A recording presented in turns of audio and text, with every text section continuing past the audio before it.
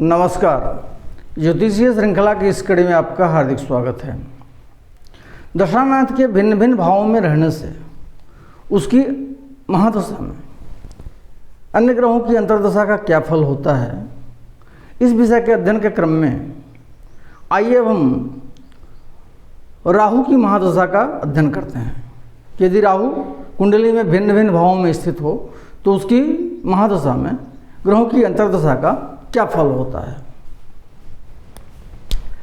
लग्नस्थ राहु की महादशा में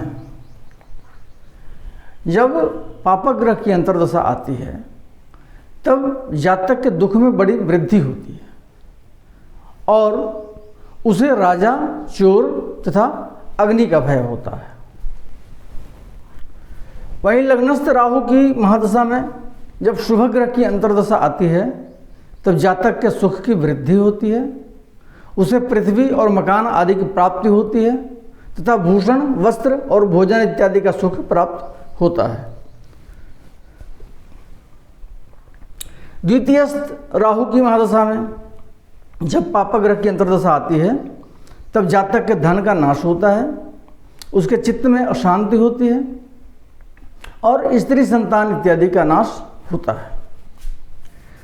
द्वितीयस्थ राहु की महादशा में जब शुभ ग्रह की अंतर्दशा आती है तो जातक को क्रय विक्रय से धन की प्राप्ति होती है, उसे भूषण और भोजन आदि का सुख प्राप्त होता है, नौकरी में हानि होती है तथा रोग होता है। जातक की वाचा शक्ति अच्छी हो जाती है, बोलने की शक्ति उसकी अच्छी हो जाती है और ऐसा जातक छिप कर पाप कर्म करता है।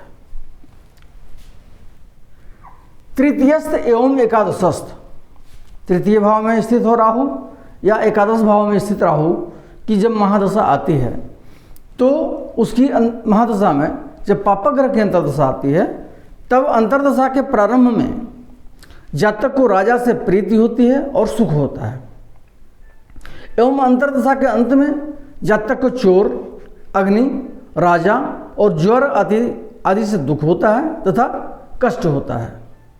उसे बंधु वर्गों से मतभेद होता है और उसके भ्रातृवर्ग का नाश होता है तथा जातक मन से दुखी भी रहता है।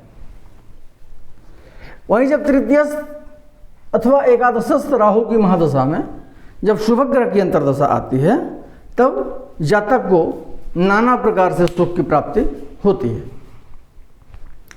अगले वीडियो में हम राहु के और अन्य भावों में रहने से उसकी महादशा में ग्रहों की अंतर्दशा का क्या फल होता है इसका अध्ययन करेंगे। नमस्कार।